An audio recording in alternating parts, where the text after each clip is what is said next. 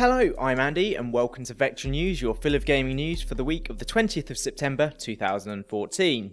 Coming up in this week's episode, Spacebase DF-9 ceases development and releases, a new Metal Gear Solid 5 The Phantom Pain trailer shows off Quiet, turning invisible and shapeshifting, Oculus VR details its latest prototype, Crescent Bay, and Kickstarter's terms and conditions now state the creator must complete the project.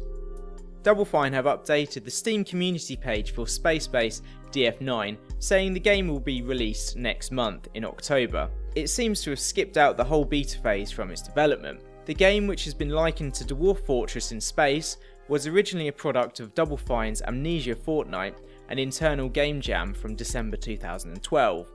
The game started full development in March 2013 before making its way onto the Steam Early Access program in October 2013.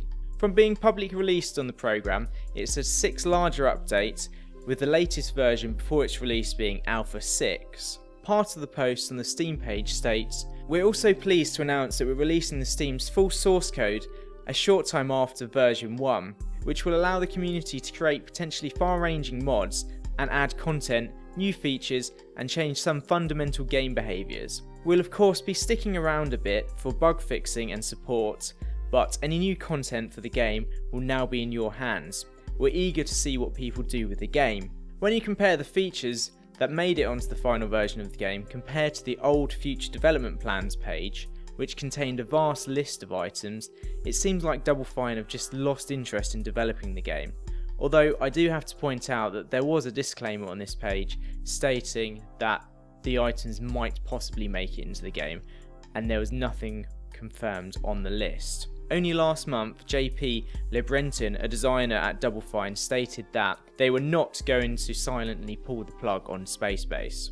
However, this jump in development to a final product seems exactly like that. Once again, we see another part-finished early access game that's been thrown into the market and being released as a full game, which technically it isn't.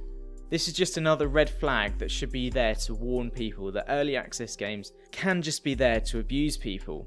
Spacebase DS9 is currently on Steam at £18.99 or $24.99. Hideo Kojima has confirmed that Metal Gear Solid 5 The Phantom Pain will be released in 2015 during a presentation at the Tokyo Game Show.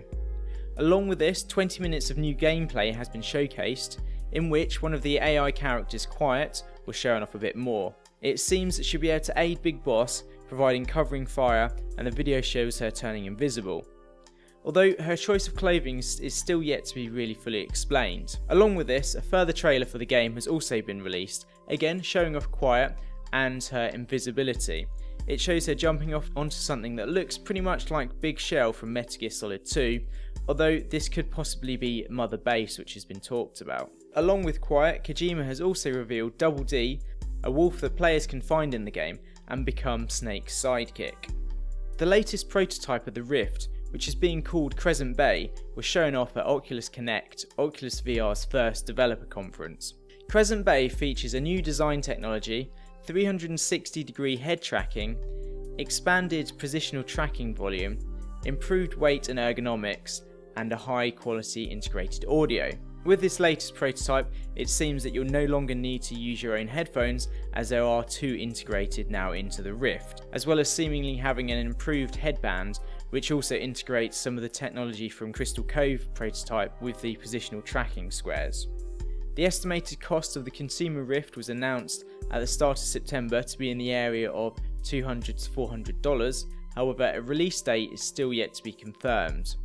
Along with this, Oculus have announced that the source code and hardware specs for the Dev Kit 1 have also been released for free. If you're interested in watching the full keynote from Oculus Connect, it's available at twitch.tv/Oculus, although it seems to have been flagged and 30 minutes of it has been muted.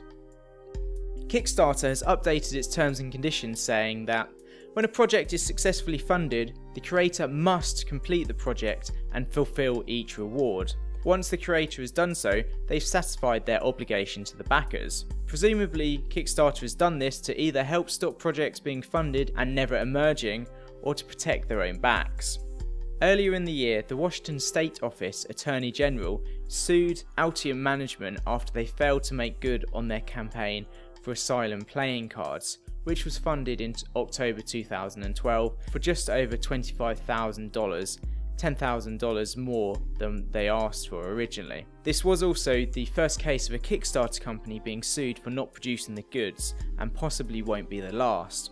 According to the Kickstarter site, at the time of recording, 41.1% of projects successfully get funded, with the majority of unsuccessful ones not even reaching 20% of their goal. They don't, however, have any figures on successfully funded projects that don't fulfill their rewards. This change won't mean that all projects will be successful, some may still fail. However, in the How Projects Work section of the Kickstarter Terms of Use, it now says that if a project fails, the creator can only remedy this solution and meet their obligation to backers if they post an update that explains what work has been done, how the funds were used, and what prevents them from finishing the project plan. They work diligently and in a good faith to bring the project to the best possible conclusion in the lifetime that's communicated to backers. They're able to demonstrate that they've used the funds appropriately and made every reasonable effort to complete the project as promised. They've been honest and have made no material misrepresentations in their communications to backers, and they offer to return any remaining funds to the backers who have not received their reward in proportion to the amounts pledged, or else explain how these funds will be used to complete the project in some alternative form. Another Kickstarter that's recently been in the news has been Yog Ventures, which was successfully funded back in May 2012 for twice their funding goal.